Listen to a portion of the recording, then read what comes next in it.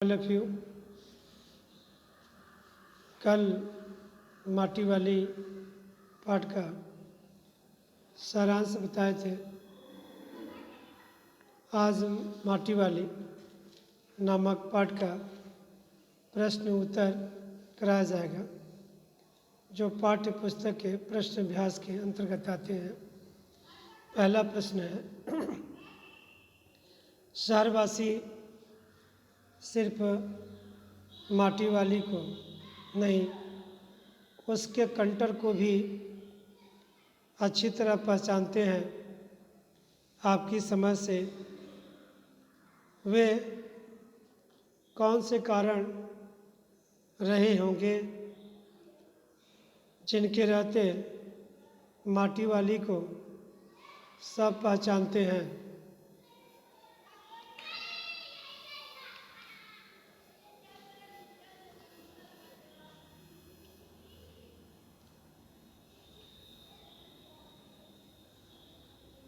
प्रश्न का उत्तर है,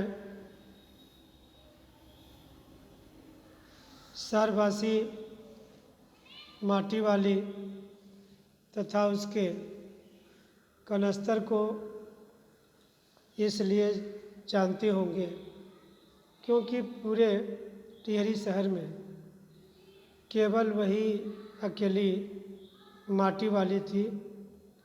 उसका कोई प्रतियोगी नहीं था। वहीं उस सबके घरों में लिपने वाली लाल मिट्टी दिया करती थी। लाल मिट्टी की सबको ज़रूरत थी, इसलिए सभी उसे जानते थे तथा उसके ग्राहक थे। वह पिछले अनेक वर्षों से शहर की सेवा कर रही थी।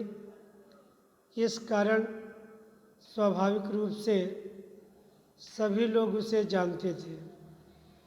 माटी वाली की गरीबी, फटेहाली और बेसारगी भी उसकी पहचान का एक कारण बनी।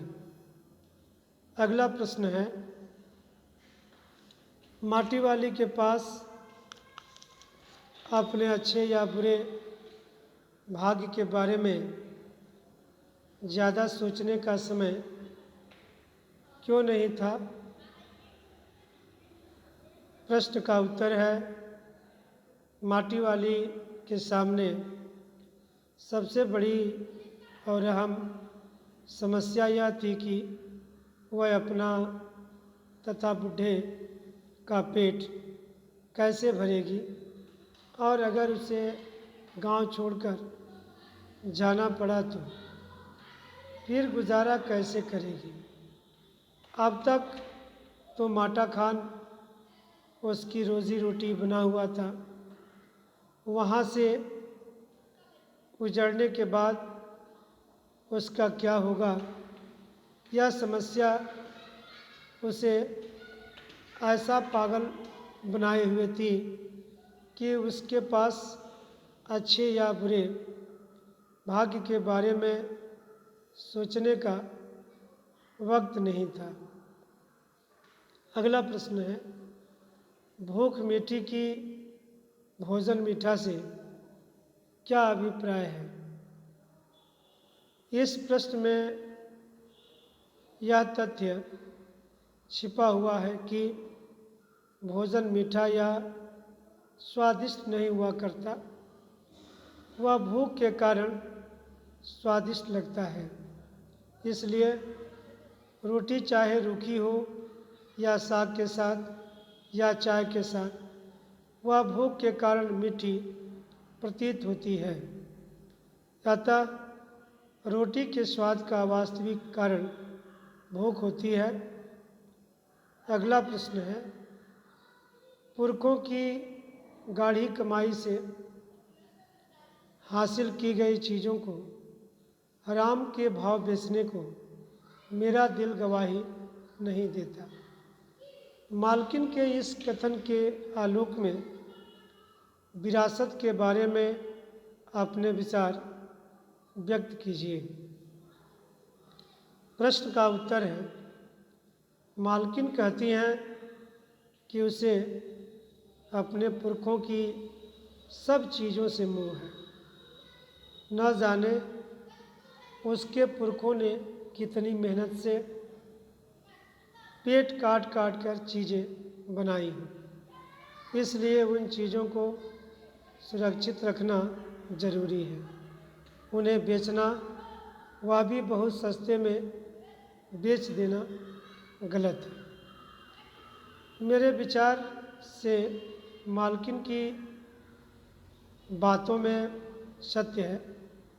हमें जहाँ तक हो सके अपने पूर्वजों की निशानी को बचाकर रखना चाहिए, परंतु पुरखों की विरासत का मोह जीवन से बड़ा नहीं होता। अगर जान पर संकट आ जाए तो पुरखों की संपत्ति को बेचने से इनकार नहीं करना चाहिए। सहज स्वाभाविक स्थितियों में हमें उन्हें सुरक्षित रखना चाहिए। अगला प्रश्न है, माटी वाली का रोटियों का इस तरह हिसाब लगाना उसकी किस मजबूरी को प्रकट करता है? उत्तर है, माटी वाली का रोटियों को इस तरह गिनना बताता है कि वह बहुत गरीब है, उसके पास पेट भरने के पर्याप्त साधन नहीं है। वह रोज़ कमाती और खाती है। इससे यह भी पता चलता है कि उसे केवल अपना ही नहीं, अपने बूढ़े पति का भी पेट भरना होता है, इसलिए उसे रोटियों का बराबर हिसाब रखना पड़ता है। अगला प्रश्न है, आज माटी वाली बूढ़े को कोरी रोटियां नहीं देगी। इस कथन के आधार पर माटी वाली के हृदय के भावों को अपने शब्दों में लिखिए।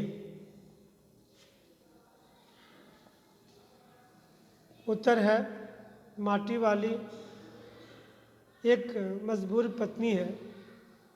उसका पति विवश और बूढ़ा है। वह काम करने के योग्य नहीं रहा। वह पूरी तरह अपनी पत्नी पर निर्भर हो चुका है, इसलिए माटी वाली उसका पूरा ध्यान रखती है। वह खुद खाने से पहले उसके लिए बचाकर रखती है। उसमें अपने जीवन साथी के प्रति गहरा प्रेम और लगाव है। सच तो यह है कि अब वह उसके प्रति प्रेम नहीं, वात्सल्य और करुणा रखने लगी है, जब से बुढ़ा दयनीय दशा में पहुंचा है। वह पति के प्रति सहृदय हो उठी है। अगला प्रश्न है, गरीब आदमी का शमशान नहीं उजाड़ना चाहिए, इस कथन का आशय स्पष्ट कीजिए। उत्तर है, इस कथन का आशय यह है कि गरीब आदमी का रहने का ठिकाना नहीं छीनना चाहिए। गरीब आदमी अपने स्थान से उजड़कर दूसरे स्थान पर बसने में समर्थ नहीं होता। इसलिए अगर वह अपने मूल स्थान से उखड़ गया तो फिर उसकी मिट्टी खराब हो जाती है। वह मारा मारा फिरता है, इसलिए उसे अपने निवास स्थल पर ही अंतिम सांस लेने का अधिकार होना चाहिए। उसे अंतिम यात्रा अर्थात शमशान तक वही रहना चाहिए जहाँ का वह मूल निवासी है। अगला प्रश्न है, विस्थापन की समस्या पर एक अनुच्छेद लिखिए। उत्तर है विस्थापन का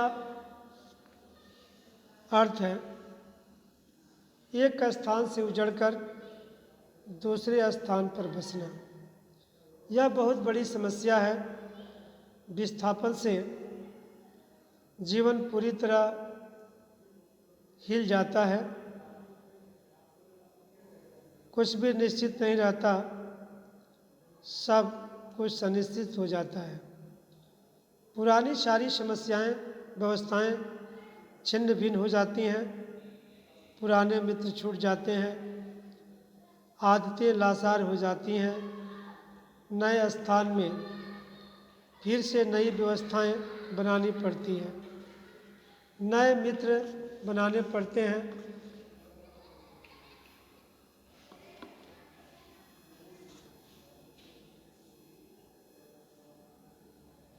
नए स्थान के अनुसार ढलना पड़ता है।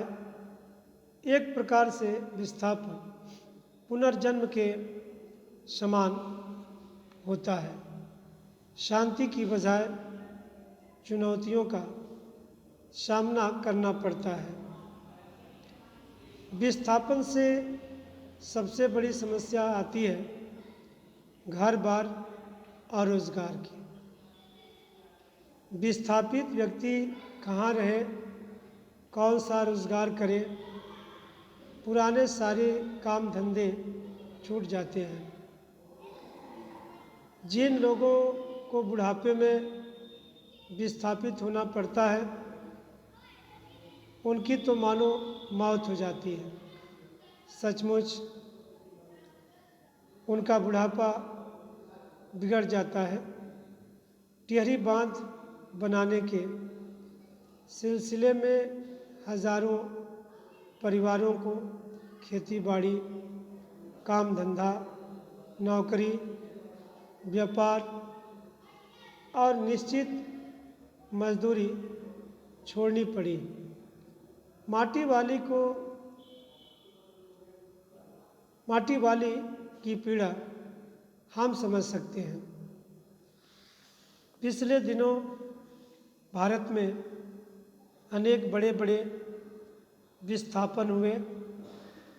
1947 में भारत पाक विभाजन हुआ। लाखों लोग लाहौर से दिल्ली और दिल्ली से कराची आ गए। इस विस्थापन में लाखों लोग मारे गए, अरबों की संपत्ति स्वाहा हुई। पिछले 20 सालों से कश्मीरी पंडित कश्मीर घाटी छोड़ मारे फिर रहे हैं। वे ऐसे विस्थापित हैं जिसकी किसी ने सुध नहीं ली।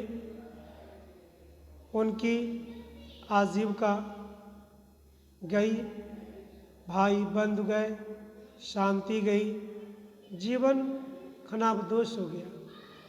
इस प्रकार विस्थापन एक बहुत बड़ी समस्या है। इसे यथासंभव रोका जाना चाहिए, परंतु यदि विस्थापन अनिवार्य हो जाए तो विस्थापितों को सहानुभूतिपूर्वक बसाना चाहिए।